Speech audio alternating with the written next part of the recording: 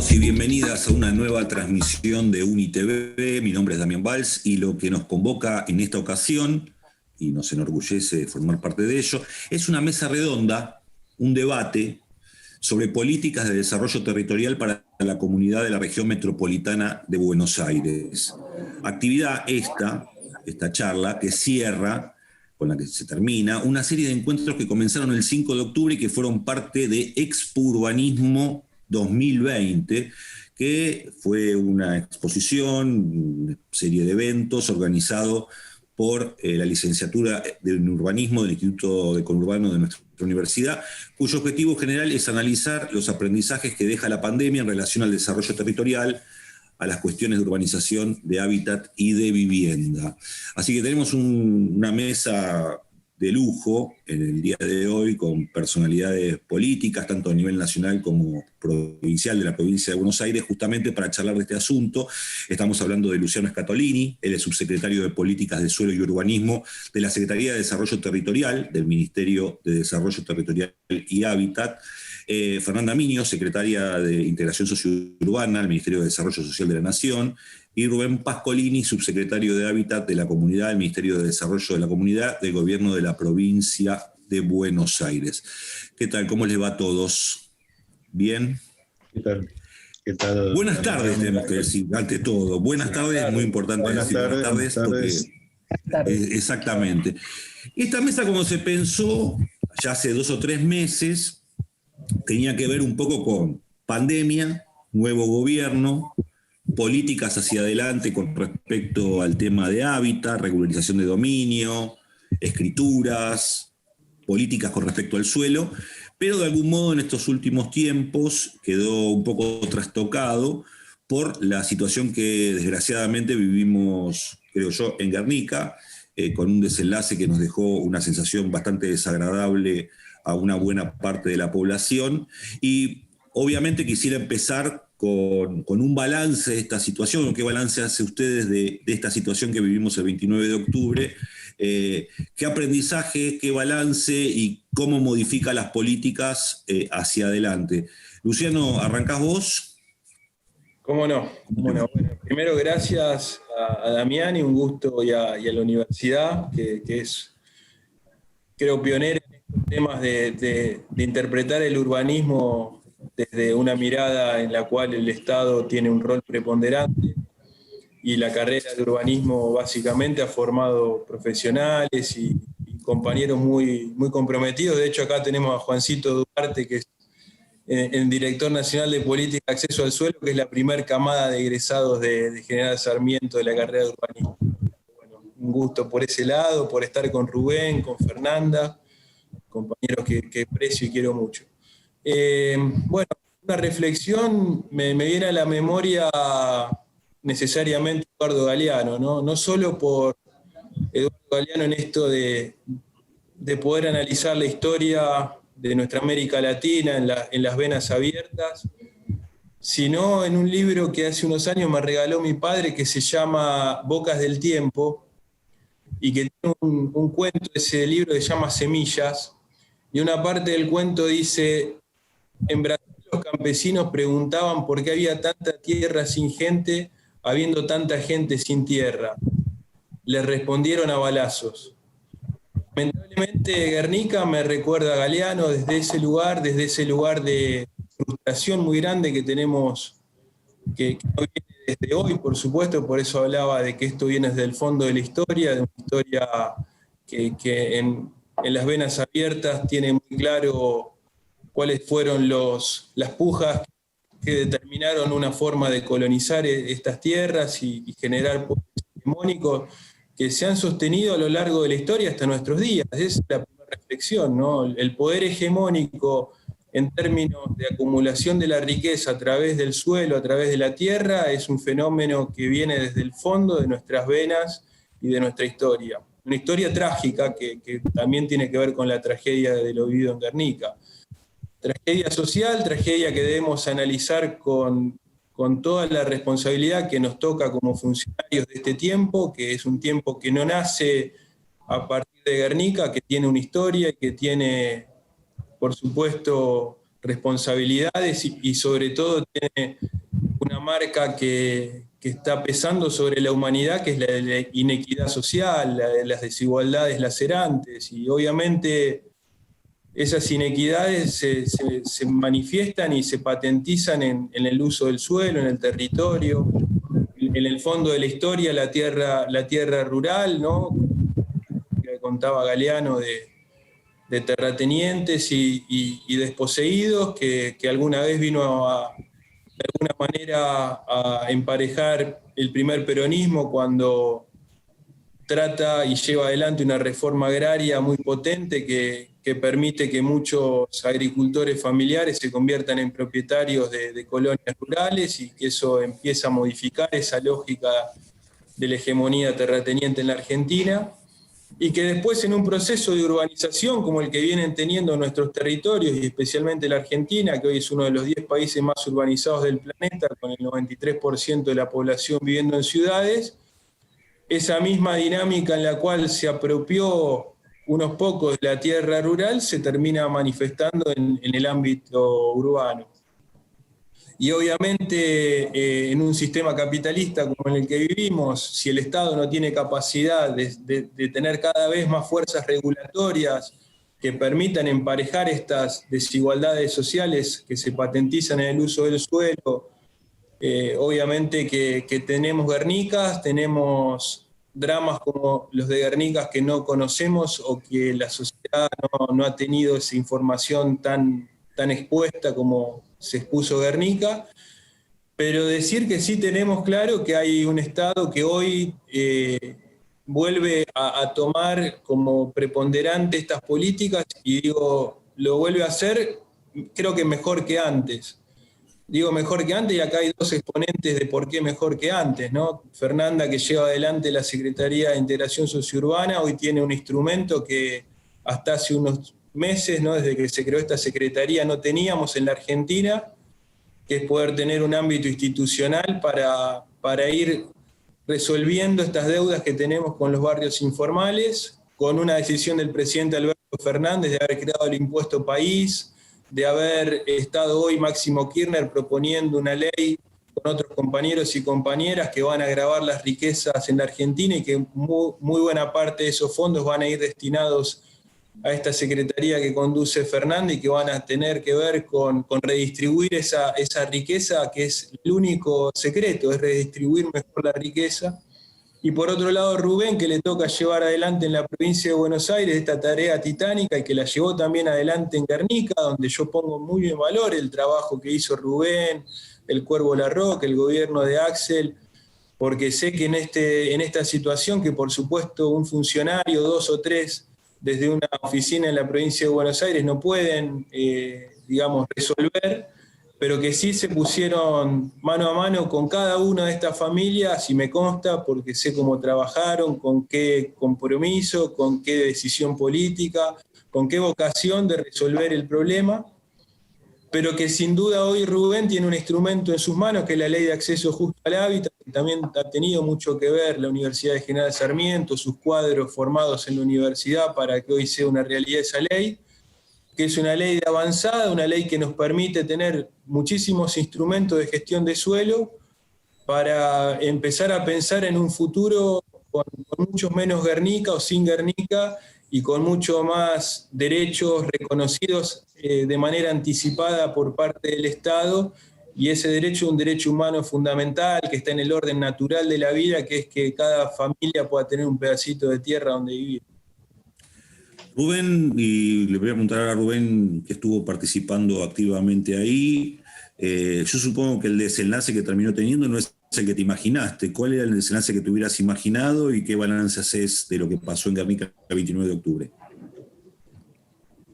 Sí, por supuesto, trabajamos mucho en el territorio, ¿no? Trasladamos el Estado al lugar, a Presidente Perón. Durante 2 meses estuvimos instalados permanentemente, el ministro, yo y todo el equipo, con una calidad adicional. No solo trasladamos las áreas específicas de hábitat, sino que pusimos en marcha mecanismos que ya estaban, digamos, en la práctica de los gobiernos nacionales y populares. Digo, en eso hay que reivindicar los procesos históricos, ¿no? Digo, que son estas intervenciones de tipo interministerial, entendiendo que el territorio está integrado y que por lo tanto el Estado y las políticas públicas también tienen que estar integradas. En esos procesos históricos que de alguna manera Luciano resaltaba la definición que hoy hay en las estructuras gubernamentales nacionales y provinciales, tienen antecedentes, es decir, recordaba mientras lo escuchaba a Luciano cuando Cristina Fernández de Kirchner en el 2014 creó la Secretaría de Hábitat, digamos que de alguna manera instaló la categoría Hábitat por primera vez en la estructura del Estado Nacional y anunció la integración sociourbana de 100 barrios, digamos, como que en estos procesos se van como acumulando avances, ¿no? Digo, y por supuesto en esta última etapa la creación de la Secretaría de Integración Sociourbana es como un avance adicional. Guernica creo que fue, digo, un poco también para los que creemos en la política, ¿no? En los proyectos políticos. También vale poner en contexto en qué circunstancias se da, en cuáles son las condiciones del distrito de Presidente Perón. Presidente Perón es el tercer cordón, es parte del tercer cordón, es una de las ciudades que fue producto de la división de otras grandes ciudades. Esa división en general lo que produjo es que los distritos cabeceras se quedaran con toda la calificación en términos institucionales, de infraestructura, y los distritos nuevos, esos distritos nuevos que eran parte del patio trasero de esos grandes distritos, tuvieran que asumir territorios muy, muy descalificados en términos de infraestructura, de regularidad dominial, ¿no? Presidente Perón es eso, ¿no? Digo, es un lugar que tiene muy poca infraestructura, que tiene niveles de irregularidad dominal altísimos de los sectores populares y de los sectores ricos, ¿no? Porque también es un distrito que eligió un destino, ¿no? Digo, que no lo eligió en esta gestión, que lo eligió y que es parte de esa disputa que hay en los conurbanos de los sectores de muy buen poder adquisitivo que aspiran a desarrollos inmobiliarios de carácter cerrado, y los barrios y los pobres que aspiran a acceder a través de un lote en términos formales o informales, ¿no? Así que Guernica es eso, hay 18 desarrollos inmobiliarios, de los cuales uno solamente está en norma, uno solo de los 18, creo que son 1.500 hectáreas que ocupan esos barrios. Uno de los 18 de los 900, 700 barrios, creo que 700 barrios son los que están construidos en la provincia de Buenos Aires, la mayoría en términos informales. El gobierno de la provincia de Buenos Aires avanzó en esta última etapa en una resolución para regularizar esos barrios, la resolución 493. En Presidente Perón hay 5 de esos barrios que están en procesos de regularización. Es un distrito que tiene uno de los NBI más altos de la provincia de Buenos Aires, es un distrito pobre, con muchos barrios cerrados y un distrito desigual. Digamos, esta descripción abstracta pero correcta que hizo Luciano de Latinoamérica se expresa ahí, se ilustra ahí en Presidente Perón. Es un distrito que duplicó su población en los últimos años. El país crece más o menos el 10% cada 10 años, ¿no? La provincia de Buenos Aires crece más, crece el 13%, y a su vez en la provincia de Buenos Aires el conurbano crece más que el resto de la provincia, que el interior. Es decir, que Presidente Perón es como una expresión así paradigmática de esos grandes desequilibrios territoriales, productos de modelos de desarrollo de saqueo extractivista, ¿no? Digo, que han sido hegemónicos en nuestro país, que han generado grandes conurbanos acumulados en las ciudades puertos y interiores del país empobrecidos. Bueno, Guernica es un poco eso, ¿no? Digo, a su vez...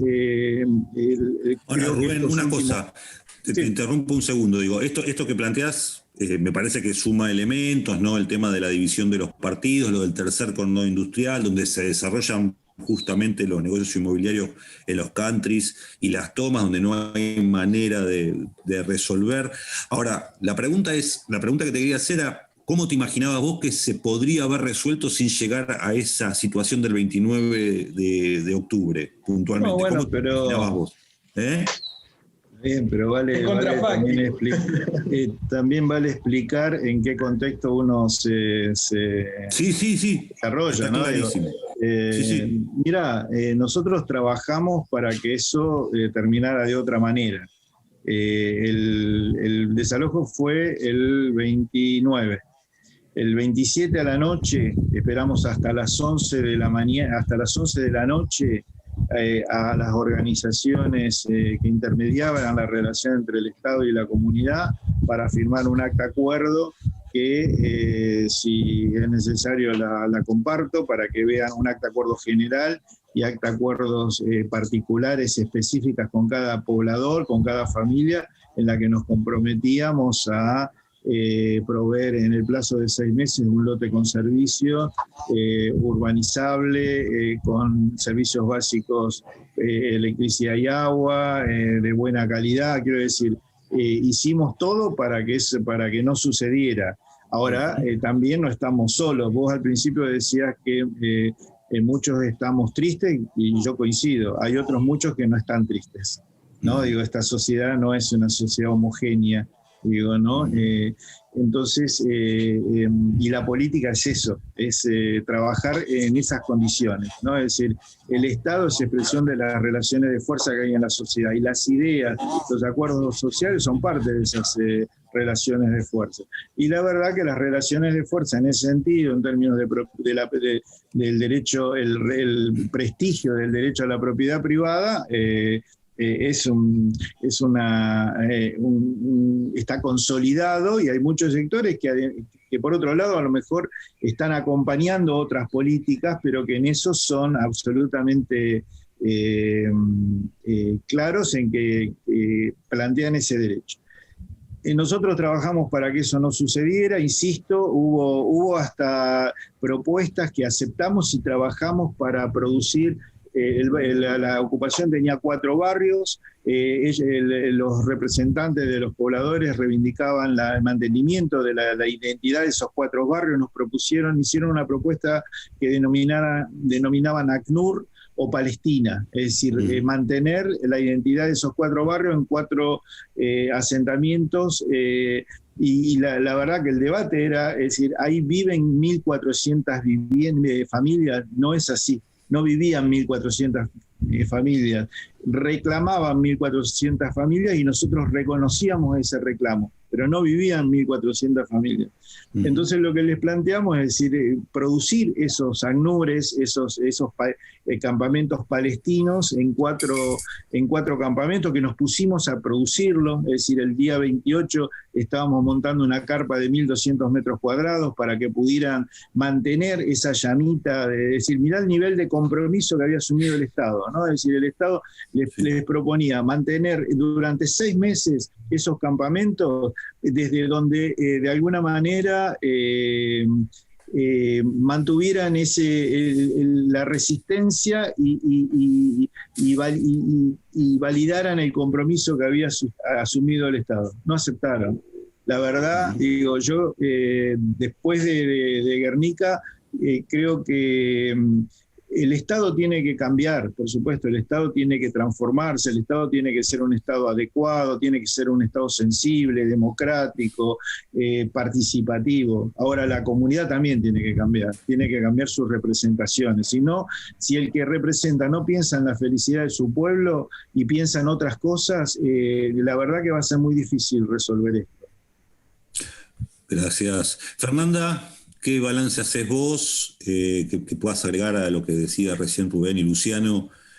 Algún aspecto que por ahí no se tiene en cuenta, digamos, como decía recién Rubén, la situación del tercer cono industrial, los partidos que fueron divididos y cuyas cabeceras quedaron en una situación mucho más cómoda, podríamos decir, que aquellas zonas más periféricas. ¿Vos cómo lo viviste? ¿Qué observaste? ¿Qué balance hacés? Digo, de modo tal de que de esta situación que no salió como estuvo pensada originalmente, sacar algunos elementos positivos, ¿no? Dentro de lo posible. Sí, yo obviamente cuando vi el desenlace me estaban haciendo una nota justo a la mañana, 7:30 de la mañana, me habían quedado, yo me levanté creo 7:15 y empecé a ver todas las noticias y sinceramente un dejo de tristeza e impotencia, todo junto, más allá que las ocupaciones que surgieron ahí en Guernica no eran el área para integrar, porque nosotros empezamos a trabajar con la integración de los barrios, de los que ya están asentados, porque es un sonido del barrio, si se escucha avísame. Sí. Pero bueno, la realidad es que era eso, ¿no? Una gran tristeza sabiendo del compromiso que habían puesto todo este tiempo, tanto Rubén como el Cuervo, y las veces que pude hablar con ellos, cómo me fueron contando cómo se iban sucediendo las cosas, y que es algo que se cargó al hombro los compañeros, ¿no? de la provincia. Y nosotros poco podíamos hacer más que acercarnos y entablar una relación para trabajar en los barrios periféricos. Ahí hablaban recién de la posibilidad de la regularización dominial. Nosotros queríamos integrar a través de los servicios. Y poca respuesta estamos teniendo en este tiempo, es muy insistente, ¿no? Pero también sacar de contexto lo que pasó me parece que también renegar de que solamente no pudimos hacer las cosas porque no soy parte del Estado y cargo con esta responsabilidad de que no poder haber dado otra respuesta, y creo que es acertado decir que está bueno recordar que venimos de 4 años de lucha de no haberse puesto un ladrillo en la provincia, de que todo el tiempo cuando se hablaba de barrios populares era como un dejo solamente de caridad y no de derechos. Todo eso se va acumulando entre la falta de alimento, la falta del acceso a una vivienda, a un hábitat, a un terrenito, y en un momento eso explota. Muchos cuando se empezaron a hablar de las organizaciones sociales, de posibilidad de esta situación que iban a empezar a darse, no hacíamos futurología, estábamos viendo porque tenemos participación en el territorio como lo tienen muchos los compañeros y compañeras militantes, y veíamos que estaba por pasar esto. Cuando las personas en medio de una pandemia se les pide que se queden en su casa y no tienen agua potable y viven 3 familias en una casilla. Esto era, yo no conozco tantas comunidades como es la comunidad de los barrios populares que tengan tanta resistencia a los embates de la vida y de la inequidad y de los estados cuando miran para otro lado, cuando es para la gente que menos tiene, pero sí el silencio cómplice de la justicia cuando otros usurpadores toman terrenos públicos y nada se les dice. Ahí no actúan nunca, ahí los plazos se alargan, ahí esos casos no se toman, pero esto sí, como que los corrían con los 15 días, 20 días, y yo sabía de los esfuerzos que hacía tanto Andrés y Rubén, y decía, no va a ser suficiente, porque a la gente que vive en los barrios, los que vivimos en los barrios, lo hago yo en carne propia, y me dicen, che, ¿sabés que mañana van a hacer un complejo habitacional acá, en un barrio de acá cerca, y nada, tenés que anotarte y tenés que... Digo, tantas promesas, la gente ya no cree. Y más si tenés de interlocutora gente que pone por sobre cosas imposibles para el tiempo que se estaban gestando. Eso también es bueno decirlo. Hay respuestas que se tienen que dar en tanto tiempo que también no se pensaron políticas a este sector en particular, y esto también lo decía Luciano al principio, de que hoy existe una Secretaría de Integración Urbana, también se vio la necesidad de abordar las realidades de los barrios populares con otra política, que no es la misma que clase media, no es la misma que tienen otros sectores.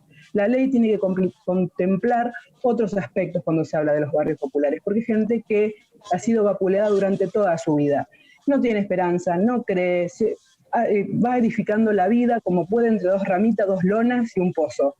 Entonces, hay que empezar a pensar las políticas de estos sectores de otra manera. Y lleva su tiempo, porque si no se pensaron en algún momento, no se pueden pensar en dos meses.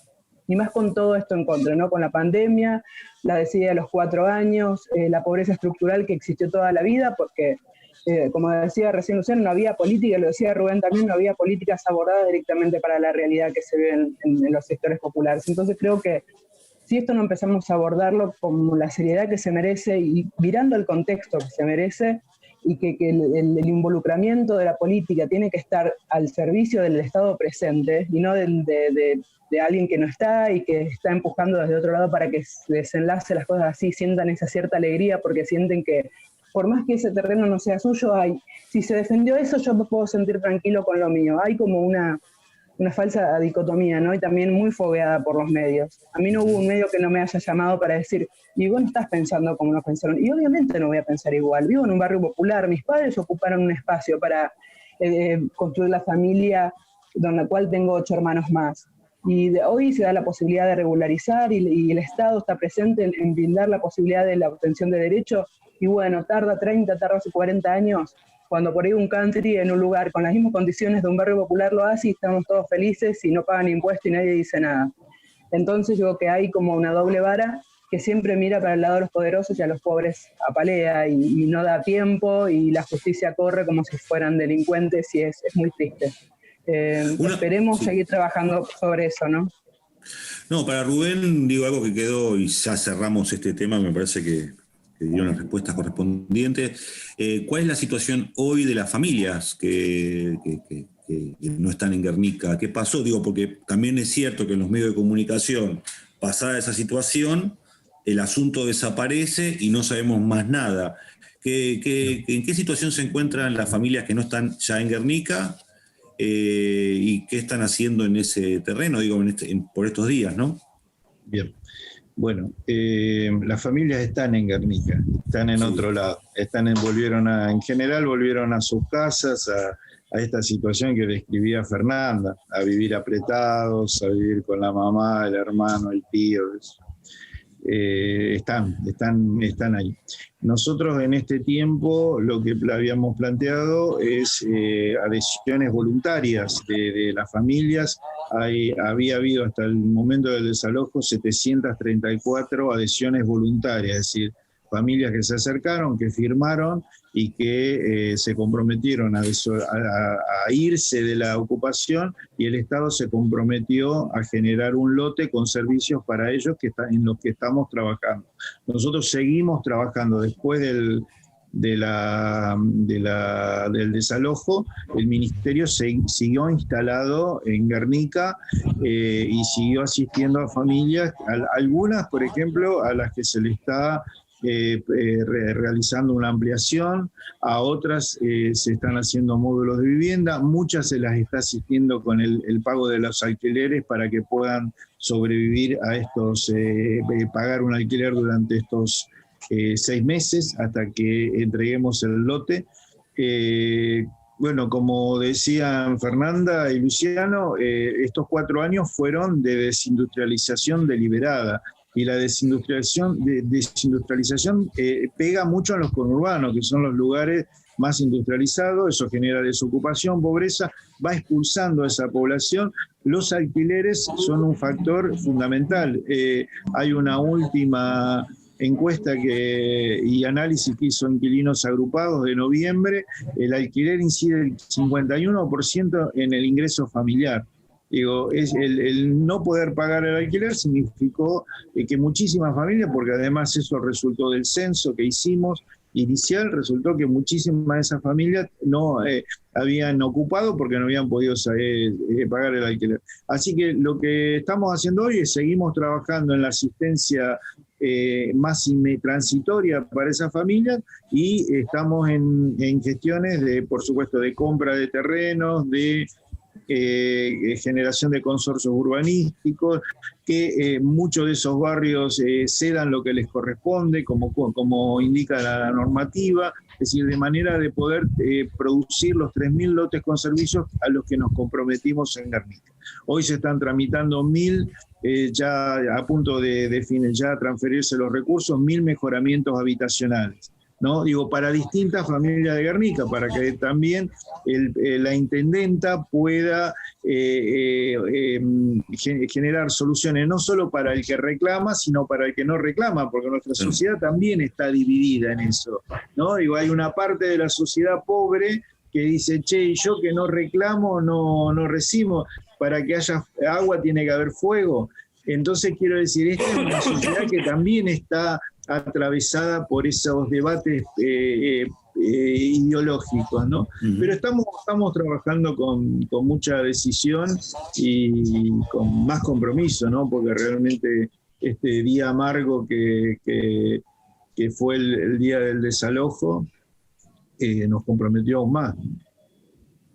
Ahí aparece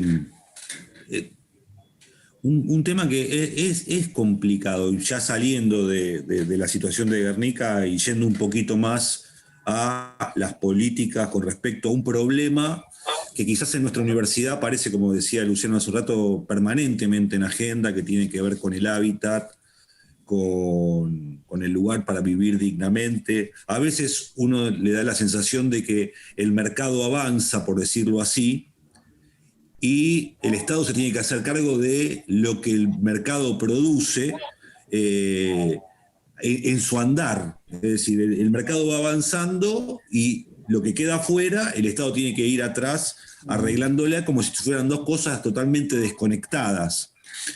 Obviamente, lo hemos hablado alguna vez acá con Eduardo Reyes, el tema de la incorporación de los countries al conurbano, que era donde históricamente se iban desarrollando los barrios más populares en la época de nuestros abuelos, y esa tensión que existe entre este mercado inmobiliario y el crecimiento de la ciudad, lo cual no da posibilidad a los sectores populares de comprar un terrenito como se hacía antes por Canmar, en 28.000 cuotas, etcétera, etcétera. Eso es un lío importante. A eso se suma lo que decía Fernanda recién, de un montón de gente que no tiene su título de propiedad, que se avanzó, pero también es difícil. Es decir, los inquilinos, por otro lado, que es otro mundo, otro lío enorme.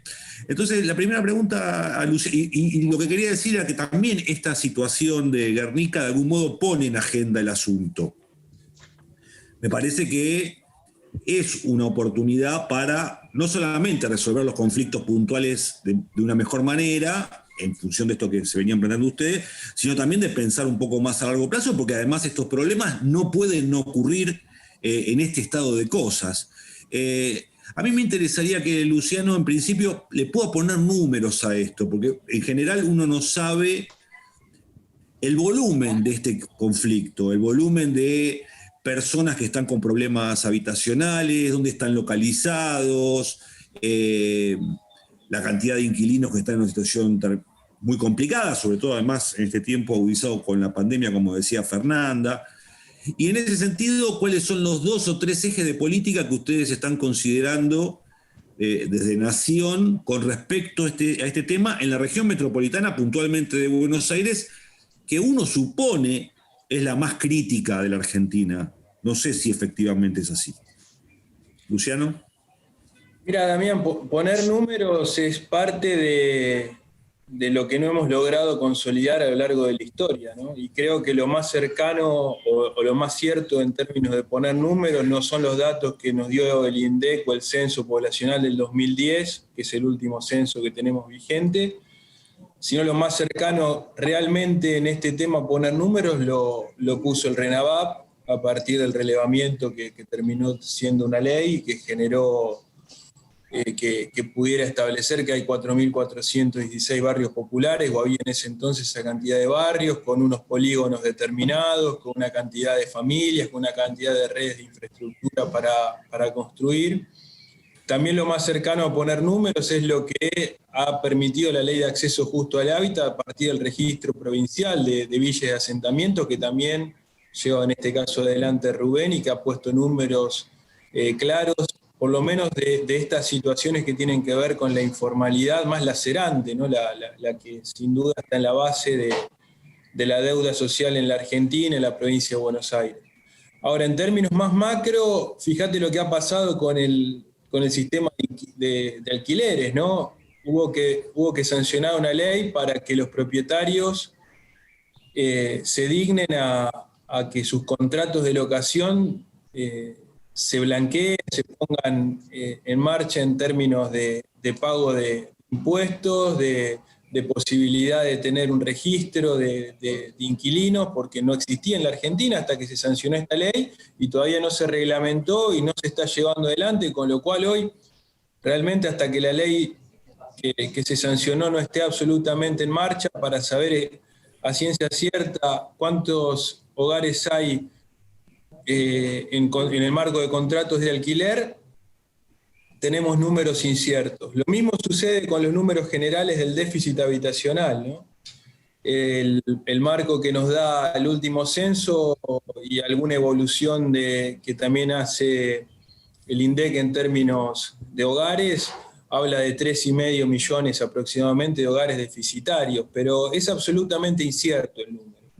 Incluso los datos censales que se tomaron en el 2010 para medir la informalidad tienen déficit desde el punto de vista metodológico para estas temáticas muy serias.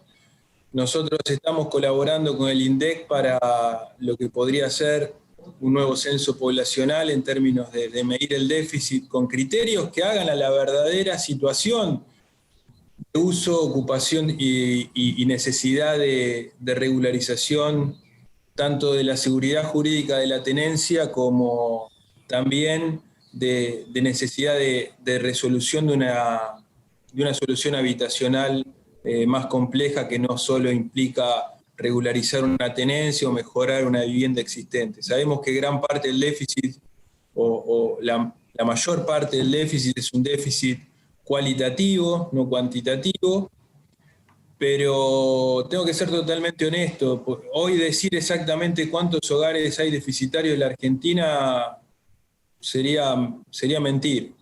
Por ejemplo, el registro de inquilinos nos tendría que permitir en algún momento trabajar con todo ese sector, porque hay nuevas formas de habitar en este tiempo, hay nuevas decisiones de vida, sobre todo de los más jóvenes, que no necesariamente entienden que resolver su problema habitacional implica acceder a una propiedad, ¿sí? Porque esa es una lógica también muy instalada en la Argentina como un mantra, ¿no? De la propiedad del título, la propiedad del título. Y la verdad, no solamente debería ser en la Argentina, viene sucediendo en el mundo, que se resuelve la situación habitacional con muchos mecanismos diferentes y adaptables a territorios y a necesidades de sectores, de poblaciones. Hay mucha población joven que es muy nómade, que decide no arraigarse necesariamente en un lugar, tener flexibilidad. Lo que no podemos no permitirnos es que el Estado no tenga mayor capacidad regulatoria. Creo que ese es el gran desafío que tenemos para adelante. Y cuando hablamos de regulación del uso del suelo, hablamos de regulación en términos de captación de plusvalía, hablamos de regulación en términos de instrumentos de gestión urbana, hablamos de regulación en términos de inquilinos, hablamos de regulación también en términos de capacidad del Estado de poner viviendas en locación, para que el mercado de alquileres no sea un mercado absolutamente monopolizado por el sector privado. En los países donde se ha avanzado más profundamente en situaciones de resolución de las necesidades habitacionales, el universo de viviendas es un universo que está compuesto también por un gran número de viviendas de propiedad estatal otorgadas a familias en permisos de uso, en locaciones o en leasing, por dar distintos ejemplos de instrumentos legales, pero sí con una presencia del Estado determinante. A veces nosotros planteamos estas ideas, y coincido con el análisis que hacía Rubén, de a qué sociedad no le hablamos y con qué capacidad de acumulación política de estos temas. Y creo que ahí es donde hay gran parte de la batalla cultural que nos tenemos que dar. Porque podemos tranquilamente decirle a los que ven en estas ideas regulatorias del Estado un avance sobre el derecho de propiedad privada, que lo que nosotros estamos planteando en materia regulatoria lo hacen los países de Europa más exitosos, con mayores niveles de PBI, lo hace Estados Unidos, lo hace Singapur, lo hacen en realidad todos los países del mundo que estén dispuestos a equiparar las condiciones de vida en sus países, porque no solo entienden que es una necesidad en términos estructurales y de derecho, sino porque eso también contribuye a la paz social.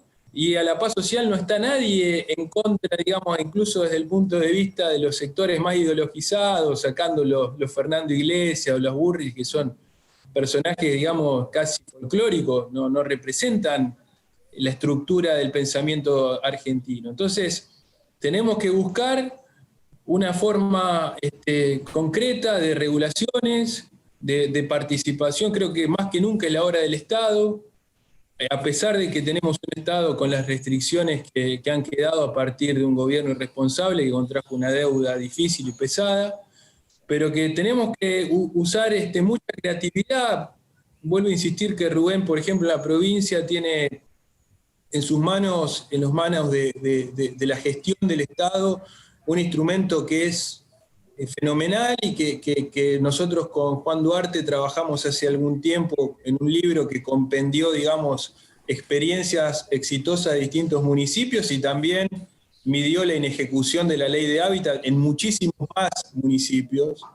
Y que tenemos tanto en las experiencias exitosas cosas concretas para empezar a trabajar, y también tenemos en todo eso que analizamos como incumplimientos de la ley, la necesidad de decirle a los gobiernos municipales, de decirle a los concejales, de decirnos a nosotros como sociedad que tenemos que madurar, tenemos que ser más responsables que nunca, y tenemos que entender que esto lo vamos a transformar entre todos, no solamente un sector, o no planteado como lucha de clases, o planteado como una cuestión en donde esta famosa grieta sea cada vez más grande.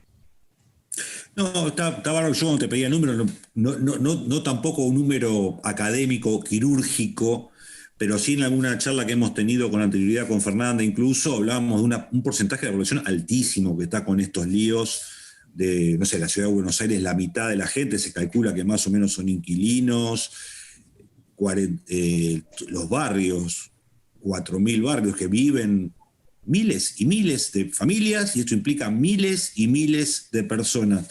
Fernanda, bueno, a vos te toca empezar a trabajar justamente con estos barrios. Me interesaría saber, tanto en el tema de infraestructura como el tema de regularización dominial, por dónde están empezando, en qué barrios están empezando. El abanico es enorme, el dinero que se necesita para hacer esto es enorme, por supuesto, también, pero me interesaría que nos contaras un poquito por dónde están arrancando, en qué zonas y cómo van esas cosas. Nosotros estamos trabajando ya en más de 40 barrios con obras tempranas, y algunos barrios ya con presentados proyectos generales, digamos, integrales de todo, que es para nosotros es lo mejor. Sabemos que algunos territorios, algunos municipios tienen como adelantado y le han dado parte preponderante dentro de su política la integración de los barrios, urbanización, como llaman. Nosotros hablamos de integración porque creemos que es la manera de empezar a integrar a través de los servicios básicos.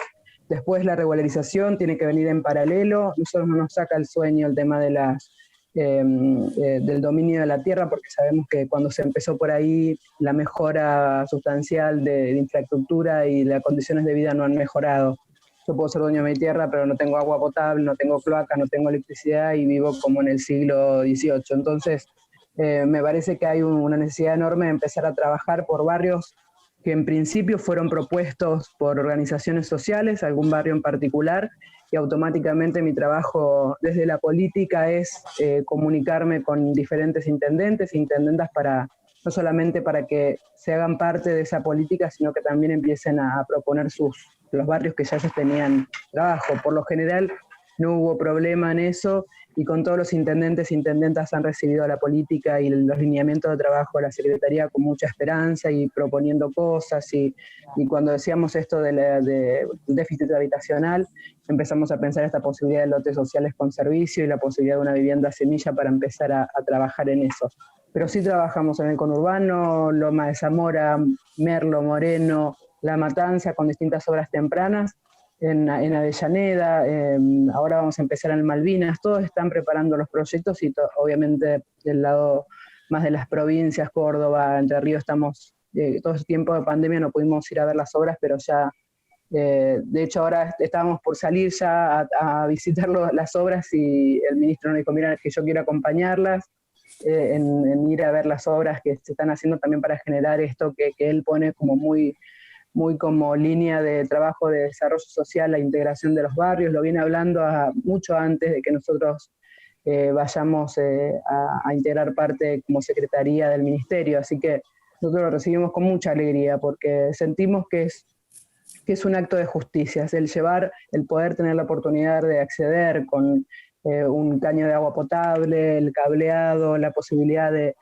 las cloacas, tan importante en todos los momentos, y más con todo lo que significa el hacinamiento, la contaminación y la conectividad tan importante también en este momento de la historia de los países, del mundo. Creo que hoy el no tener conectividad no puedes hacer nada. Hoy todo se maneja a través del internet, o sea, la tele, ya casi no existen solamente los cables coaxil, que antes las antenas, salvo el que tiene la antena que fue distribuida en momentos del kirchnerismo y que tampoco ha llegado a todos los barrios, pero no tenés acceso, sino es a través de la conectividad por internet. Y nada, no te pueden avisar los teléfonos, todo tienen que ver con internet, así que esa posibilidad de trabajar hoy con los barrios, de esa lógica de empezar ya lo urgente. Si te falta, yo no puedo empezar por el dominio de la tierra cuando vos no tenés agua potable segura para vivir, para hacer la comida, para higienizarse, para lavarte las manos en este momento que se pedía lavarse las manos muchas veces en el día. Yo he visitado barrios en Mendoza que pasan días sentados en la puerta de su casa esperando que venga el camión de agua potable para llenarle un tacho. Digo, y eso pasa en la Argentina, y no es reciente, esto no pasó por, no sé, los últimos 4 años. Es verdad que no se hizo nada y fue nefasto y estábamos discutiendo, no sé, la vivienda, el hábitat y el derecho a la tierra, y empezamos a discutir otra vez el plato de comida de los pibes y las pibas. Entonces, digo, hay todo un retroceso que también lo vamos entendiendo. Nosotros sabemos que el trabajo de la integración requiere una voluntad política, requiere una apertura también de estas cabezas que a veces están tan tapadas de la propiedad privada y lo que me van a decir si yo empiezo a trabajar con los barrios populares, pero también hay una gran posibilidad de trabajo que se genera a través de la organización territorial, que nosotros cuando hablamos, porque somos parte de las organizaciones sociales, el saldo tiene que ser organizativo, no puede pasar que cambie la presidencia y quien le toque gobernar y de repente ningún derecho sea reconocido a los sectores populares que tanto han luchado. Esto que decía recién Pasco y que también lo repitió Luciano, la ley 14449, yo cuando fui concejala de San Isidro, he luchado de nuevamente en la calle y después adentro para que se reconozca esa ley. Sí, la adhirieron y todo, pero cuando no hay organización territorial, ninguna ley, sí, y más en los sectores populares. Puede ser muy linda, puede estar caratulada y puede estar en las palabras más inclusivas y del concepto social de la tierra, pero si no hay organización que se empodere de esa ley, se termina siendo un papel guardado en un cajoncito, y qué lindo que adherimos, y qué humanos que somos porque adherimos, pero después, a la hora de implementarlo en el territorio, todos miran para otro lado, inclusive la política. Entonces yo lo he visto en la práctica, siendo concejal de San Isidro, todos bregando por esto, por lo otro, pero cuando después en el año miramos, está la política en el medio, y entonces los que adherimos y lo que dijimos en una banca, cuando hay que llevar al territorio y bancarlo, donde hay que bancarlo, hay otros intereses. Y entonces ahí sí nos dejamos ver que dirán si yo me voy a un barrio a reclamar esos derechos.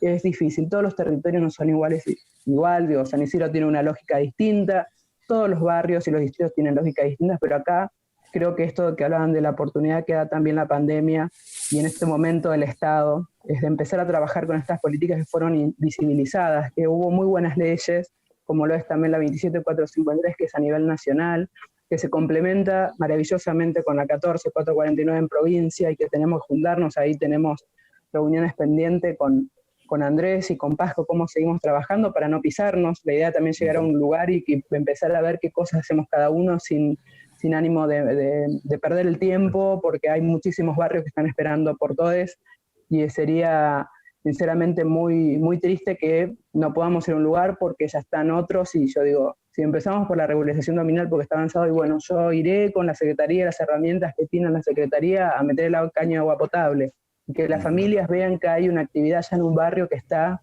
asentado, que no vamos a empezar a correr detrás de las ocupaciones. que hay que empezar a trabajar con los barrios que están asentados hace 10, 20, 30, 60 años.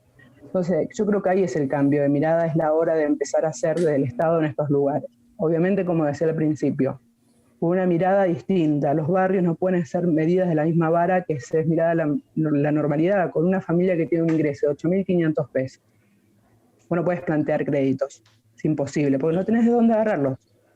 O plantear un depósito para un alquiler, no tenés de dónde agarrarlo, aunque sale de la misma manera. A veces una casillita en un alquiler sale 15.000 pesos. ¿Qué es el acceso? Sí, juntas de acá, juntas de allá, si tenés changa, en el momento que se podían hacer trabajos de la economía popular o las changas o los oficios, podías hacerlo, y cuando no, hoy los barrios se han multiplicado. Inondencia, quizás han aumentado sus polígonos, y ahí está el problema del desalojo, aunque hay una ley que evita, y que también los barrios del RENAVAP por 4 años no se lo puede tocar. Hay parte de la justicia que hace oídos sordos, ojos ciegos, y desaloja igual, y te manda las topadoras igual. Entonces también hay una necesidad enorme de empezar a que estas leyes que fueron en su momento novedosas y que fueron beneficiosas para el gran sector popular, empezar a implementarlas en el territorio. Que por más linda que sea, vuelvo a decir, las adhieren los distintos municipios, pero después en la práctica es otra cosa. Ahí de lo que decía Fernanda recién me queda esta cosa novedosa, ¿no? Por lo menos para mí, que yo no soy un experto como ustedes en estas cuestiones, de esto de que lo del título de propiedad no es lo más importante para la gente que vive en el lugar. Pero para mí es novedoso, por lo pronto. Está claro que no vivo en las situaciones que vive la gente, de cual hace referencia Fernanda. Ahora, también me cuesta como imaginar por dónde arranca la obra, si por la electricidad, por el agua potable, por las cloacas, ¿por dónde se arranca? ¿O arranca todo junto?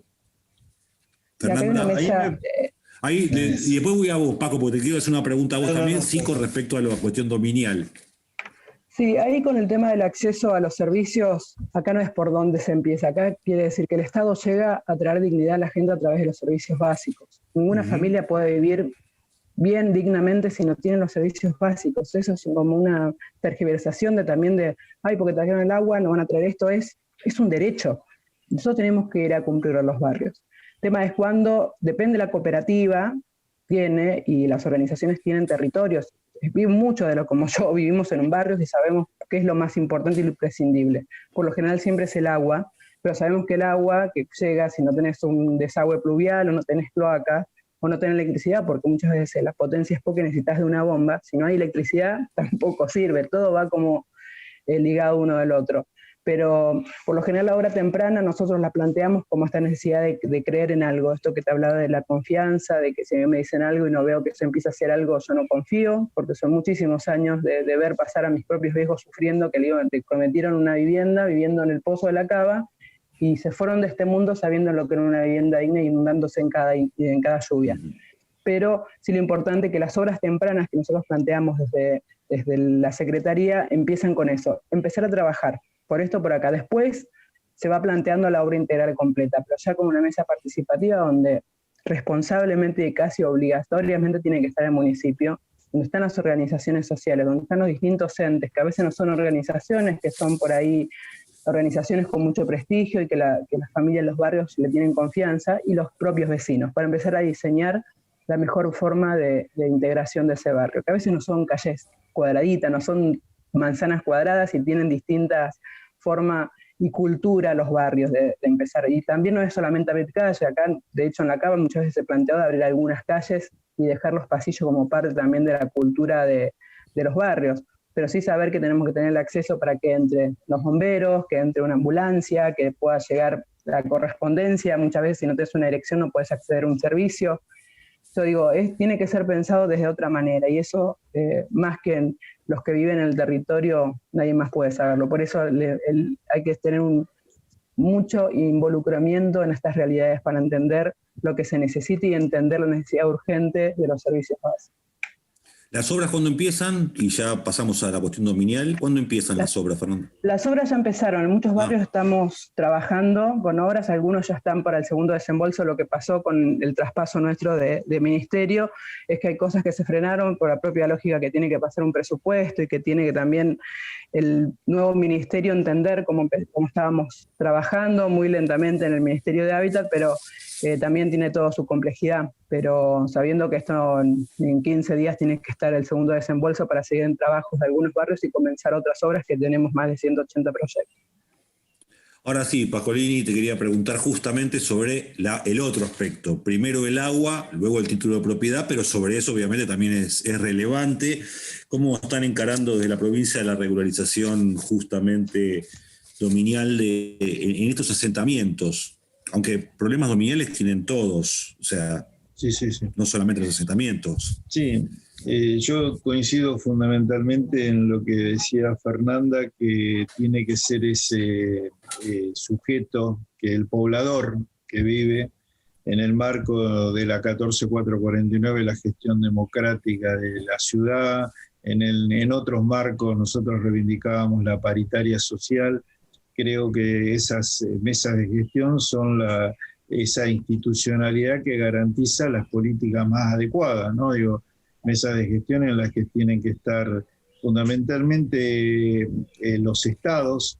Creo que ahí vale también un paréntesis, ¿no? Digo, cuando nosotros hablamos del Estado, hablamos de una Argentina que es federal, ¿no? Digo, donde la nación tiene una función muy importante, pero quienes administran el suelo, qué se edifica, cómo se edifica, cuánto se edifica, es competencia de las provincias que delegan en los municipios.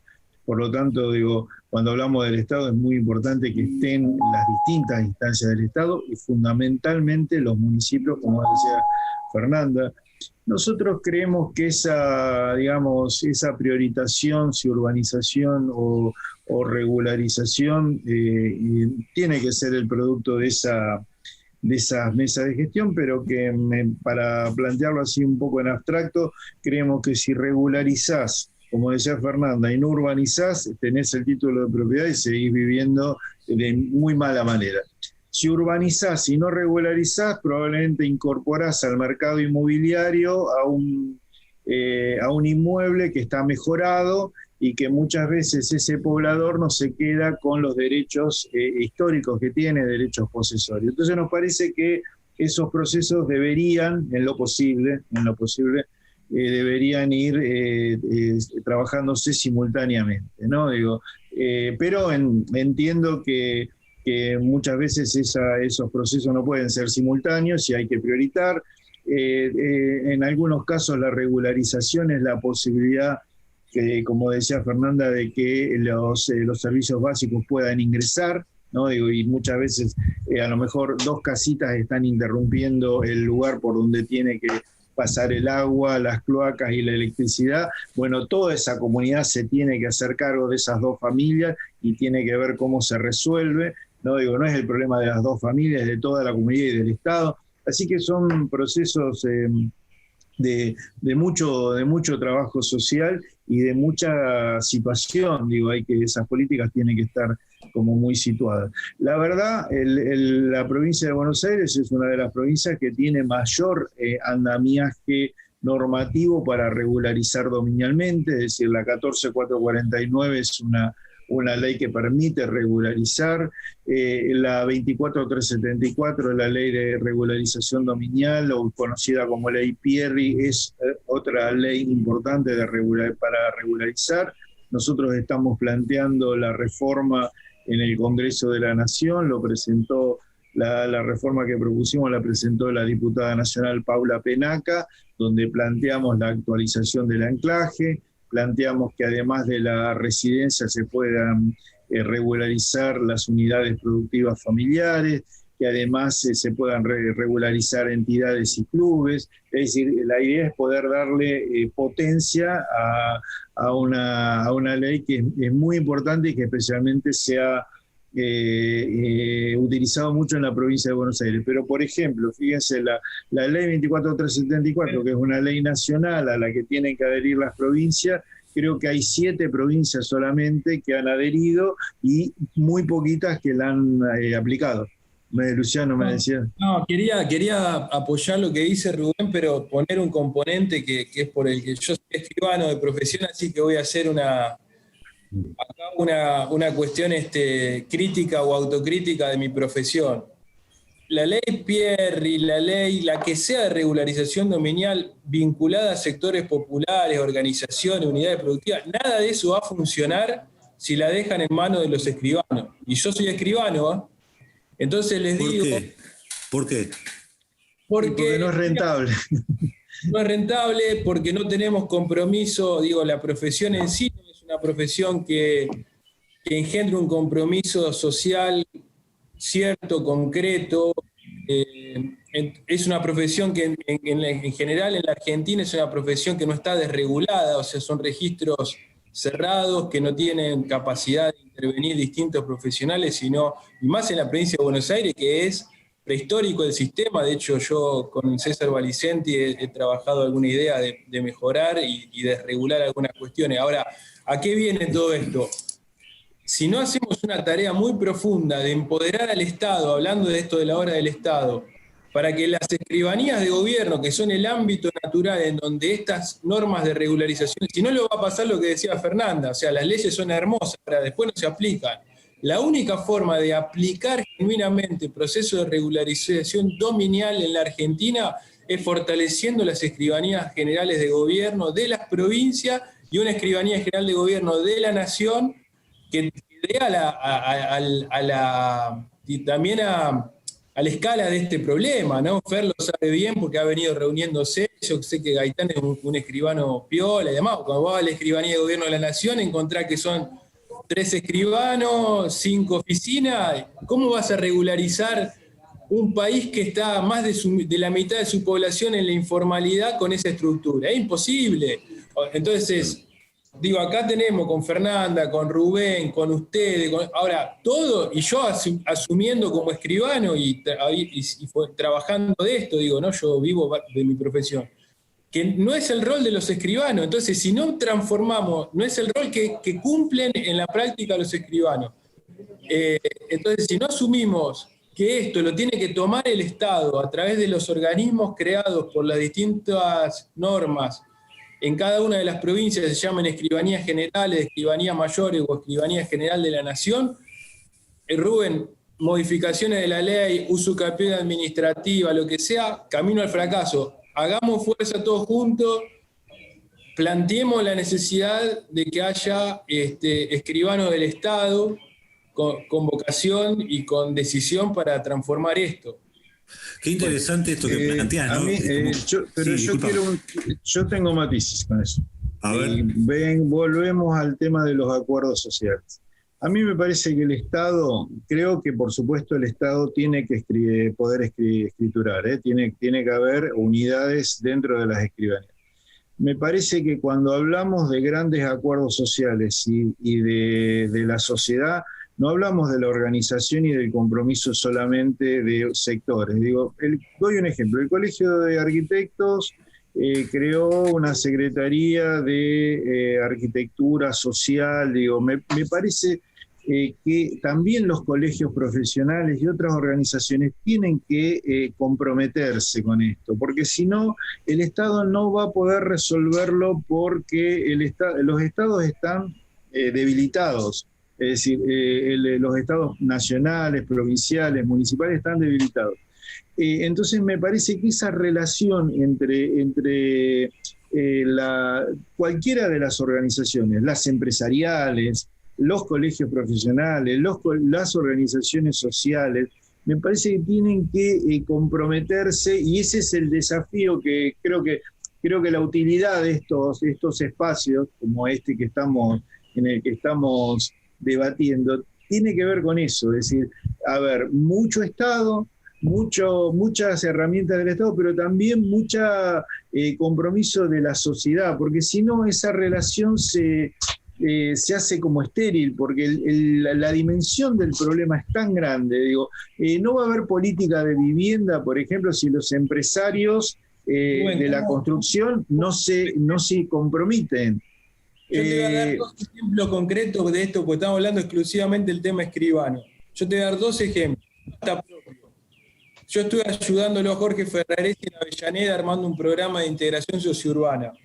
Tuvimos que crear un documento administrativo para regularizar que se llama DUAD, porque no conseguimos, ni Jorge llamando de él personalmente, ni yo llamando personalmente, una sola escribanía en Avellaneda, sacando una mujer muy grande que se estaba jubilando, que a las penas te sacaba algún trámite, que en Avellaneda haga un solo trámite es la localidad o el partido que más se había involucrado en los procesos de integración de barrios informales. No consiguió el intendente, ni yo, que lo fui a ayudar, un escribano en Avellaneda que quiere hacer una escritura de la ley Pierri. Bueno, yo por otro lado tengo ejemplos en la provincia de Buenos Aires actuales donde veo a muchos escribanos que están, hay que reformular, esa es otra de la tarea que estamos haciendo, reformular el sistema de escrituración a través de la 24374, de manera que también sea atractivo para los escribanos y que no se desfinancie y que no tenga que ser la población que va a ser regularizable. Quiero decir, me parece que hay que combinar, es decir, darle al Estado la posibilidad de escriturar directamente y también promover que los escribanos como parte de la sociedad, son parte de la sociedad, se involucren, que los empresarios se involucren, que los martilleros se involucren. Si no generamos microclimas que son de gran desacuerdo, nosotros prácticamente nos vamos a poner de acuerdo en todo, pero lo que nosotros necesitamos lograr es que esos acuerdos trasciendan esos espacios sectoriales y involucren a sectores importantes de la sociedad. La 14449 es una ley impresionante. Ahora, la verdad, la conoce muy poco la población, hay muy pocos municipios que la están aplicando. Me parece que tenemos que hacer un esfuerzo por generar, y creo que tenemos la oportunidad, porque estas tragedias, la pandemia afectando a los barrios populares especialmente, Guernica, las tomas de tierra, nos habilitan para poder avanzar en eso. Pero bueno, es un matiz, ¿no? No, la verdad, apasionante bueno. La discusión que se planteó entre Pascolini y Scatolini sobre el tema de los escribanos. Uno, la verdad que no lo conoce, y incluso las dos posturas, ¿no? Como las dos políticas, podríamos decir. Integramos a los escribanos, incorporamos un nuevo, así como llegan los Damián, hay algo que no hablaron, el tema de los agrimensores para hacer todo después la medición de los... No hablemos de ese tema porque estamos para mañana, no sabes los problemas que tenemos. Vamos a pelear con todos los sindicatos. Bueno, pero por eso yo decía que el tema es fortalecer al Estado. A nosotros nos funcionó el proceso de regularización, Fer. Cuando la Escribanía General de Gobierno de la provincia armamos un equipo propio de agrimensores que pasaron a ser planta permanente de la escribanía y que no dependimos de convenio con la FADA, teníamos los agrimensores. Una parte la financiamos desde nosotros, desde la Nación. ¿La financiaste vos? Sí, Rubén, sí, pero ¿te acordás que tuvimos que hacer agrimensores propios, comprarle a estaciones total? ¿Y cuántos planos hicimos? Muchísimo. Ahora, si dependíamos de los acuerdos con la FACA, con la FA, porque son esquemas que no están... Mira, nosotros armamos la Mesa Intersectorial de Política de Suelo. Están ahí desde la Cámara de la Construcción, están los colegios de escribanos también. Yo soy amigo de los presidentes, tengo relación ahora. Tengo la tranquilidad de decir esto, desde ser parte de esa corporación. No, pero además me parece, Perdón. No, la discusión es interesante. Lo que pasa que tiene que ver con un proyecto político, además. Porque nosotros no estamos hablando de un proyecto político. Pero creo que tiene que ver con que en nuestro proyecto político tienen que incluirse todos esos sectores. Es la única posibilidad que nosotros podamos gobernar durante muchos años para poder resolver este problema del hábitat. Y para poder gobernar muchos años tenemos que reunirnos y comulgar con sectores que a lo mejor tenemos algunas diferencias, pero que en la contradicción, producción, especulación, están de este lado. Veamos cómo hacemos. A mí me parece que es un desafío que nosotros tenemos. A ver, me sumo acá a esta atención, sumó Fernanda a los agrimensores. Ahora, hay un punto ahí donde es difícil, porque es razonable las dos posturas, pero digo, cuando la cuestión inmobiliaria la domina centralmente el mercado, no sé, yo me imaginaba recién cuando ustedes hablaban, si yo quiero ser representante de Messi o del 5 de Riestra, y soy representante, y si todo se maneja en función de las ganancias especulativas, etcétera, etcétera, los agrimensores van a ir en general donde les paguen más, o los escribanos me imagino que lo mismo. Y hay una lógica general de negocio en lo inmobiliario que deja millones, media población en problemas en Argentina, con lo cual hay una decisión del Estado. Pero además hay una estructuración que está dada sistémicamente por el negocio inmobiliario. Hoy el Estado no se puede ampliar. Una cosa es regular. O sea, hay un límite. Es como que el Estado dijera, bueno, ahora el Estado va a vender y comprar jugadores en el exterior. Se pudre todo, digo, porque hay una lógica de funcionamiento, incluso mundial, que lo pone en ese terreno. Voy a otra cuestión, y si a nivel nacional le quería preguntar a Luciano recién. ¿Cómo se resuelve el problema del suelo a nivel, hablamos bastante de la provincia de Buenos Aires, vamos a nivel nacional, el problema del suelo? Digo, hay políticas que resuelven cuestiones habitacionales, como puede ser el procrear, que después traen como consecuencia el aumento también del suelo. Digo, ¿cómo se hace eso para articularlo y que no te salga el tiro por la culata? Es decir, el procrear está buenísimo, se generan resoluciones habitacionales, genera empleo sobre todo, pero hace que los terrenos en las zonas en las cuales estamos hablando centralmente se eleve su valor de una manera impresionante. ¿Cómo se hace para resolver esa tensión? Bueno, en este relanzamiento de Procrear, asumiendo como autocrítica nuestra, que yo fui parte de ese momento de Procrear, con ese error de haber subestimado al mercado, lo que definimos fue que para el crédito tradicional de construcción nadie se iba a poder anotar en Procrear si no tenía un terreno ya escriturado antes del día 4 de agosto. Es una medida que tomamos que nos genera enormes presiones de los sectores desarrolladores, lobbies, operaciones, pero de la que estamos convencidos porque no podíamos permitir que alguien salga al mercado a comprar un lote con este anuncio de Procrear, porque iba a ser víctima de lo que vos bien mencionás, que es una especulación que termina generando un alza de precios fenomenal. Otra decisión que tomamos fue la generación de suelo desde el mismo programa Procrear. Hemos puesto cerca de 8.000 lotes a disposición con servicios producidos con la lógica de Procrear, digamos, con valores que están regulados, son lotes que van entre los 300.000 y los 700.000 pesos, con todos los servicios y a pagar a 30 años. Y la otra definición es haber lanzado el Plan Nacional de Suelo Urbano, en el cual estamos apostando muy fuerte ese plan, porque creemos que si tenemos capacidad de interactuar con los gobiernos subnacionales, cooperativas, sindicatos, etcétera, hay reservas de tierra muy importantes que las podemos poner en valor rápidamente y generar lo que estamos convencidos que hay que hacer, que es regular el precio del suelo. No hay otro misterio. Si no tenemos volumen de suelo propio, no podemos regular el precio del suelo. Mirá, no inventamos nada, lo hizo el Gordo Barrachia en Trenquelauquen en el año 2009, cuando armó la ordenanza de plusvalía y el plan de expansión urbana. Él lo que hizo fue un gran mecanismo regulatorio de un recurso que no era escaso, porque el suelo en Trenquelauquen, como la gran mayoría de los municipios, incluso de provincias del interior de la Argentina, nosotros somos el país 208 en el ranking de densidad poblacional, la densidad nuestra es bajísima. Entonces no es un problema de suelo, es un problema de regulaciones. Entonces, te decía, lo hizo el Gordo Barrachia cuando armó el proyecto de ciudad satélite, plusvalía y demás, y generó que un lote en Trenquelauquen pasara de valer $50.000, habiendo generado 1.500 lotes desde la regulación que él hizo del Estado. En el mercado promedio el lote pasó a valer 10.000. ¿Por qué? Porque el Estado tuvo capacidad de poner en oferta y competir con un mercado que hasta ese momento estaba absolutamente restringido y limitado y regulado por la lógica del sector privado.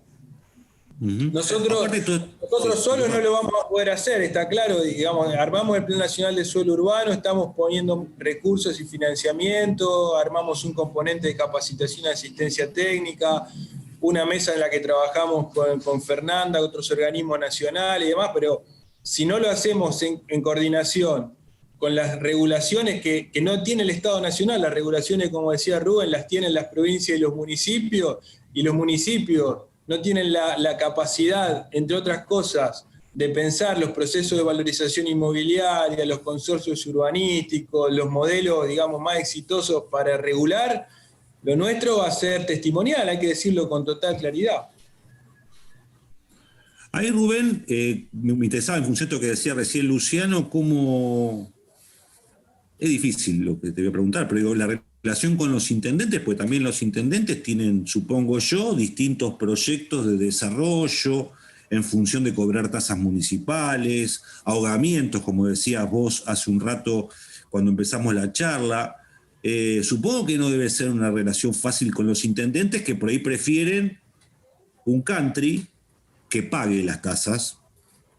Muchos no lo pagan, pero que pague que barrios más populares donde el índice de pago de la tasa municipal por ahí es más bajo. ¿Cómo es esa relación provincia-intendentes, sobre todo en el conurbano? Porque me imagino que estas cosas en el interior deben ser distintas. Capaz que me equivoco un poco. Sí. No, me parece que el primer gran acuerdo social que hay que construir es con los intendentes. Es decir, que todos querramos y todas querramos que el Estado regule, que todos querramos mayor igualdad espacial, mayor igualdad territorial. Creo que con muchos intendentes ese acuerdo es explícito, pero bueno, coincido en que el suelo ha sido del mercado y nosotros lo que le estamos proponiendo desde el nivel nacional y desde el nivel provincial es que el Estado intervenga activamente con normativas que tiene, con recursos económicos y supraeconómicos en la regulación de ese mercado. Eso es un entrenamiento, también una capacitación, porque también no hay muchos municipios que estén capacitados. Estaba como naturalizado que el mercado, el suelo es del mercado. Entonces, la verdad que hoy lo que estamos haciendo, por ejemplo, que empezamos a hacer en Perón, con la intendenta, es que el Estado tenga una actividad proactiva, una práctica proactiva con respecto al suelo, porque tiene elementos para producir suelo accesible. Y además hay otra cosa que hoy creo que no planteamos, es que nosotros tenemos que trabajar para que el hábitat sea un derecho. Es decir, cuando hablamos, el concepto, la categoría acceso es una categoría jurídica reconocida internacionalmente que implica que cuando el Estado incorpora la palabra acceso a cualquiera de sus políticas, está reconociendo que hay un sector de la población que no accede. Si no, no incorporaría la categoría acceso. Por lo tanto, cuando decimos acceso al hábitat, estamos diciendo hay mucha población que no está pudiendo acceder al hábitat y que necesita distintos tipos de subsidios. Por eso yo decía al principio, la igualdad se subsidia, se financia. Hay un sector que a lo mejor no necesita ningún subsidio y hay otro sector importante que necesita el 100% del subsidio. La verdad, eso, cuando uno analiza los estados, la educación y la salud está reconocida como un derecho, ¿o no? Sí. Y no es del orden natural, porque vas a Chile y vas a otros países muy cercanos a nosotros en términos geográficos y eso no está reconocido como un derecho. Hay que pagar para acceder a la salud, hay que pagar para acceder a la educación. Por lo tanto, me parece... En nuestro país y en la provincia de Buenos Aires está reconocido como... Y la verdad, el Estado tiene una dimensión que da cuenta de eso. La Dirección General de Escuela, el Ministerio de Salud. Nosotros tenemos que construir, y en eso coincido por supuesto con Luciano, es decir, nosotros tenemos que construir un Estado importante para que dé cuenta de que el hábitat es un derecho. La verdad, nuestra sociedad no cree en esto, no nosotros. La sociedad en general no cree que el hábitat sea un derecho. El hábitat es una mercancía que hay que acceder si tenés dinero para pagarla. Entonces nosotros como Estado tenemos que producir, utilizar todos esos instrumentos para generar la posibilidad de acceder a ese derecho. Ese acuerdo es el que tenemos que construir. Si nosotros decimos un derecho, bueno, que hay pobres en Guernica, a los que habrá que subsidiarle casi el 100% del acceso a ese terreno. Hay otros que no. Hay otros que se les subsidiará el 70%. Bueno, me parece que ese es el...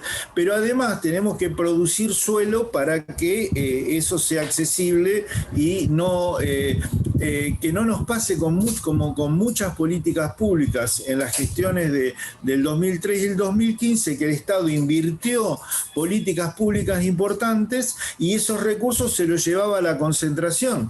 Producía aguache y los precios de la leche aumentaban.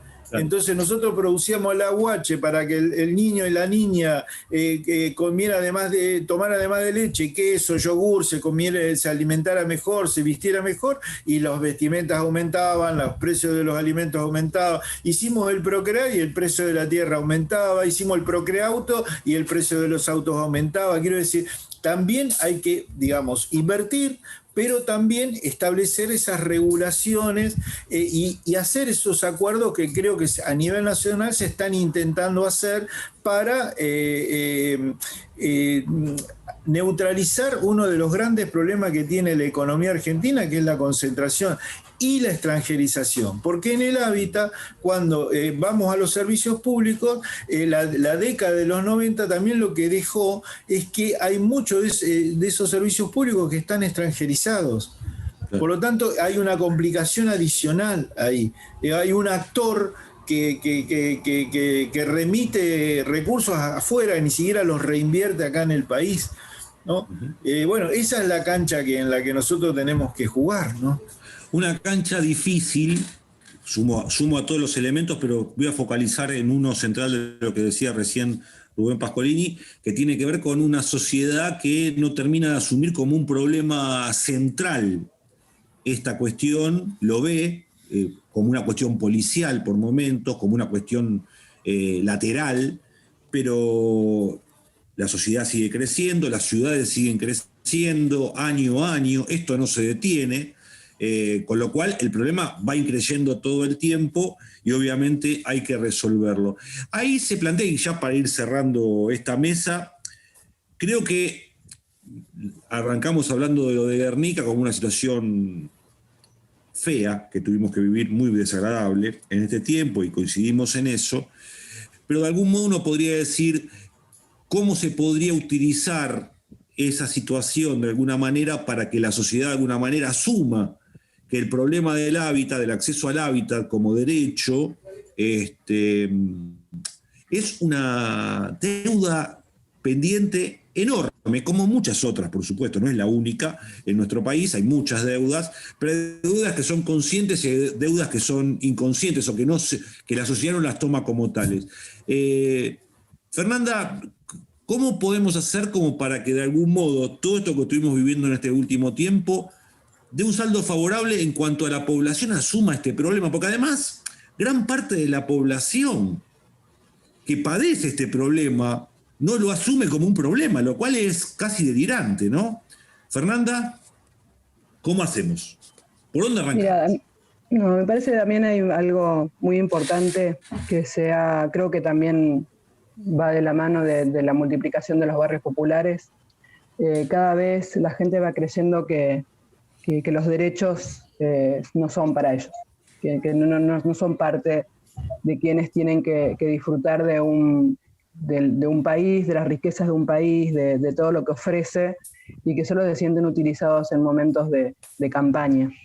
Entonces creo que hay un trabajo que se fue haciendo durante mucho tiempo con Néstor y Cristina, que esto de empoderar y saber que podíamos participar en política, esto de darnos lugar para poder hablar, y en estas unidades básicas, espacios culturales, se empezó a dar la charla de todos la obtención de derechos, pero después, cuando esos derechos nos llegan en tiempo y forma por distintas circunstancias, por incapacidad de algunos gobiernos locales o porque la militancia está ocupada en otras cosas y los sectores populares han quedado como solamente un espacio donde ir a buscar cierta cosa, lo digo por conocimiento de causa, lo he visto en muchos barrios donde muchas organizaciones trabajan de una manera y en otro sector trabajan de otra.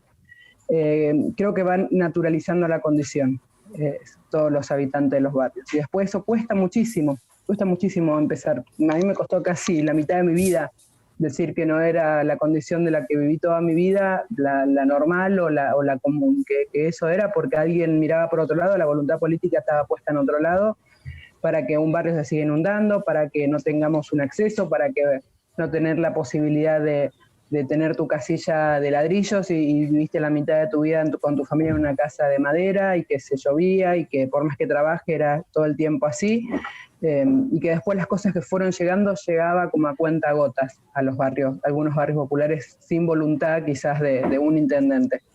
Pero me parece que esto va cambiando de forma cuando hay un empoderamiento de las clases populares, y eso es también parte de la política y parte de las organizaciones y de la militancia. Activa en los territorios, hay que formar, hay que ver cómo empezar a trabajar y no pedir lo imposible, es que se empiecen a hacer las cosas y vamos discutiendo en el andar. No pedir, sería buenísimo que vamos a ocupar un lugar, reclamemos y ya se pongan a hacer las cosas. Sería buenísimo, pero me parece que hay muchos barrios todavía por donde participar y empezar a decir, si hay una convocatoria de una mesa participativa, sumarse y discutir a la par de los compañeros y formando a los compañeros en derechos. Creo que es la única manera de salir adelante, que se puedan ir a los barrios a formar en derechos de los que nos corresponde, a hablar de historia, a hablar de la política, pero hablar de ese lugar de que tenemos los sectores populares en la lucha. Porque a mí me cuentan la historia de cómo fue tal cosa o lo que fue la Revolución Cubana, y a mí en el cotidiano no me suma demasiado. Está bueno si yo me intereso después saber, pero yo quiero saber de derecho al acceso a la tierra, al acceso al hábitat, quiero saber del acceso a la salud, de la parte cultural que tiene que ver, todo el tema educativo, el acceso, a la posibilidad de recuperarme con el tema de las drogas. No puede ser políticas disociadas entre los barrios, sino vamos a seguir multiplicando, reproduciendo barrios donde viene alguien y con 2 espejitos de colores los convencen a quién votar, y eso es lo que no queremos.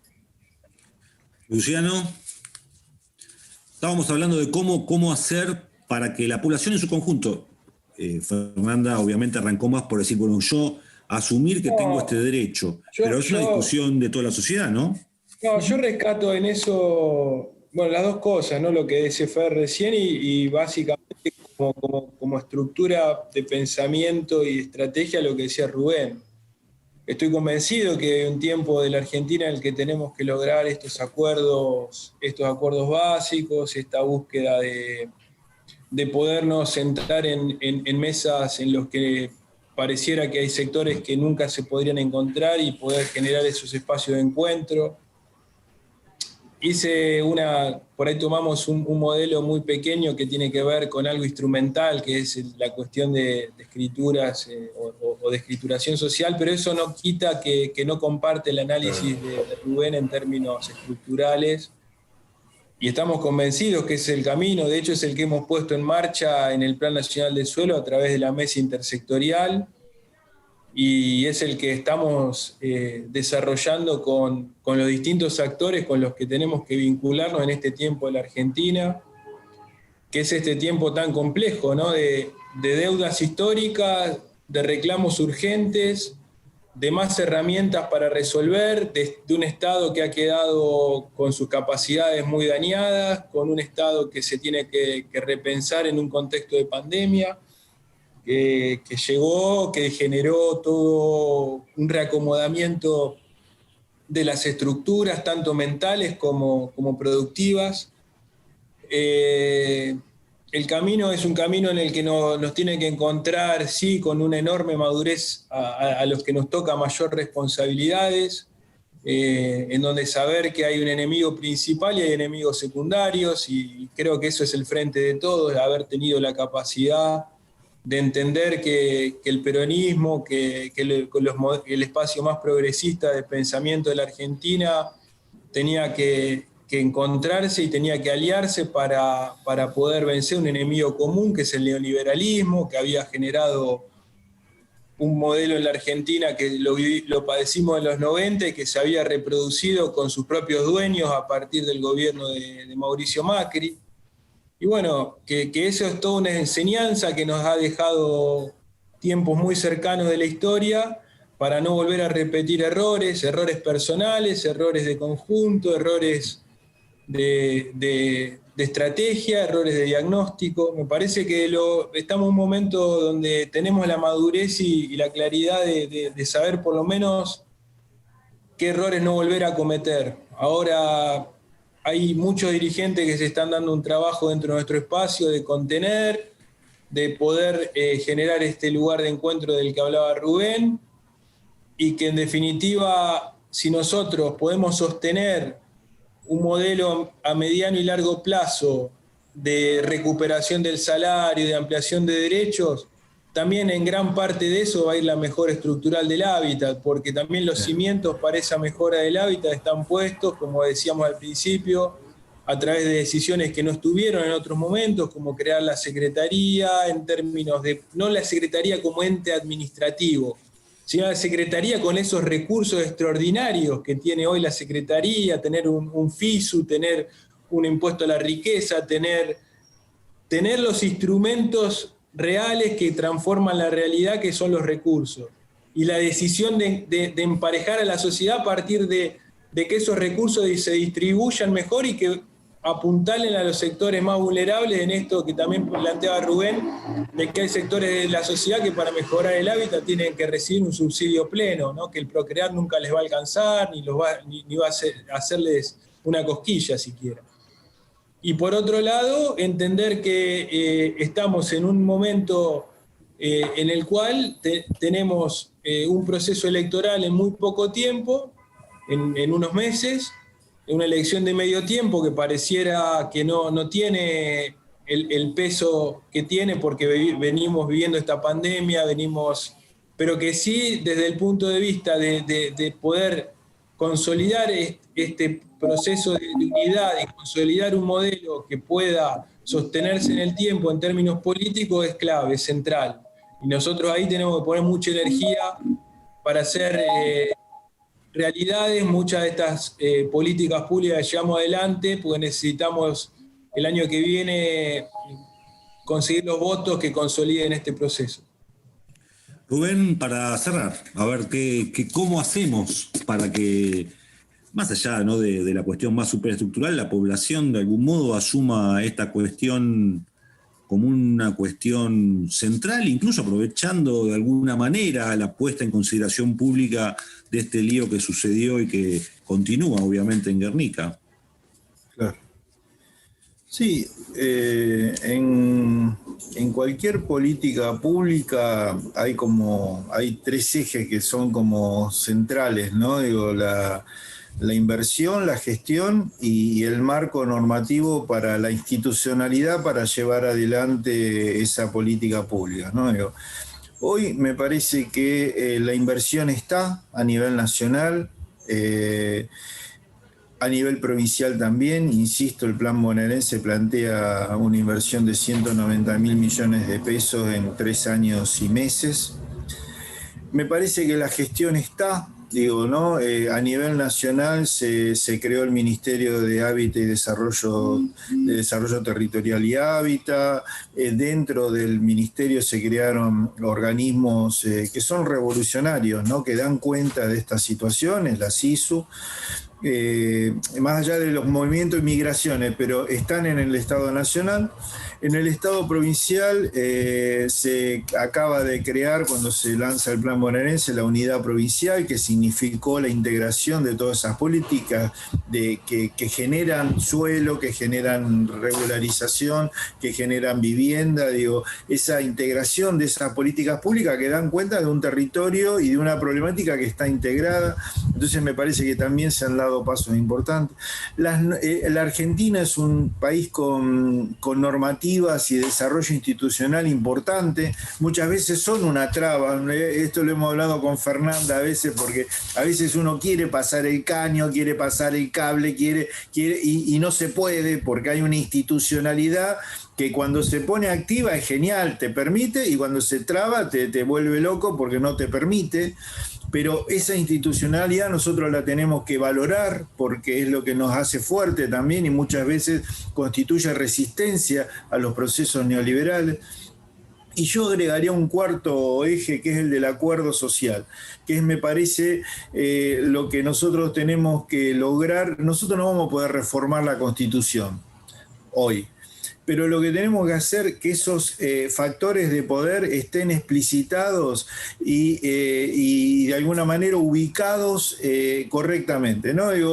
Fernanda hablaba del poder popular, ¿no? De la organización. Ese poder no está en la Constitución. La verdad no está, y ha incidido, ha movido la realidad, la ha movido, ha resistido, ha hecho propuestas. Históricamente la Argentina tiene, desde el movimiento obrero, los movimientos sociales, los colegios profesionales que han asumido las tareas del Estado me parece que eso tenemos que ponerlo al servicio de todo esto que estamos hablando.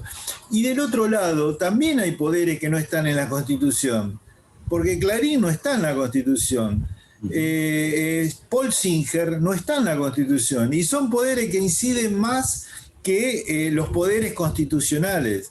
Entonces, eso no lo vamos a poder formalizar ahora, pero tenemos que tener claro quiénes son nuestros enemigos, quiénes son nuestros adversarios, en esas auténticas divisiones y contradicciones tenemos que saber con quién, de qué lado ubicarnos, a quién tratar de sumar. Me parece que eso es ese es el acuerdo social que tenemos que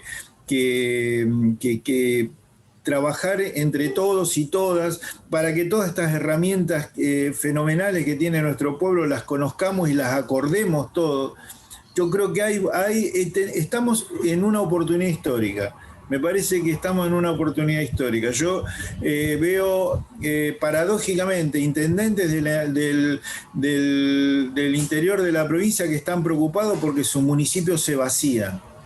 Quedan muchas casas vacías, tienen la misma población en el 1940 que ahora. Es decir, ahí hubo migración. Y están pensando a ver qué hacer con esas viviendas vacías, cómo hacer para atraer a población a que vuelva o que se quede en esos pueblos. Me parece que tenemos, y no son del palo, son algunos intendentes que están pensando en si una casa está vacía, hacer algo con esa casa vacía, ¿no? Están revisando el concepto más extremo de la propiedad privada. Y no porque nosotros estemos pensando en tomar medidas de carácter socialista, expropiatoria, confiscatoria, nada que ver, sino decir, ¿por qué no discutimos a ver cómo hacemos para equilibrar el desarrollo de nuestra provincia? Hay un montón de iniciativas, el volver al campo de algunos diputados nacionales, el plan arraigo, proyectos de ley. Quiero decir, hoy nuestra sociedad está discutiendo un país más equilibrado, provincias más equilibradas. Me parece que es una oportunidad histórica que tenemos que aprovechar. Rubén Pascolini, te quiero agradecer mucho que hayas participado en esta mesa. Fernanda Miño, por supuesto, también. Luciano Catolini también. La verdad, yo aprendí un montón de cosas. No soy urbanista, pero siempre siempre aprendo cosas que uno no tenía en cuenta. Es un lío esto, digo, porque esto que decías vos recién, Rubén, también es interesante. En un país con, y lo decía Luciano antes, 92% de la población viviendo en centros urbanos, totalmente, es inviable de alguna manera, y uno termina resolviendo problemas de una inviabilidad a largo plazo. Bueno, les quiero agradecer a los tres, ha sido linda charla, por momentos incluso algo ahí picante de discusión, pero bueno, la zafamos. Y nada, agradecerles mucho este cierre que le estamos dando a Expo Urbanismo 2020, organizado por el Instituto de Conurbano de la Universidad Nacional General Sarmiento. Así que gracias a los tres. Y también le agradecemos a ustedes que estuvieron aquí aguantando los trapos, viéndolo del otro lado, y de esta manera le estamos dando cierre entonces a esta tan particular Urbanismo 2020, mediado por tecnologías prácticamente durante toda su organización. Fue organizada por el área de urbanismo del ICO. Esperamos que todas las actividades que tuvieron lugar a lo largo de este mes hayan aportado un enfoque un poco más abarcativo en lo relacionado al hábitat, la vivienda y del desarrollo territorial. Era el otro objetivo de estos encuentros. Gracias por estar ahí.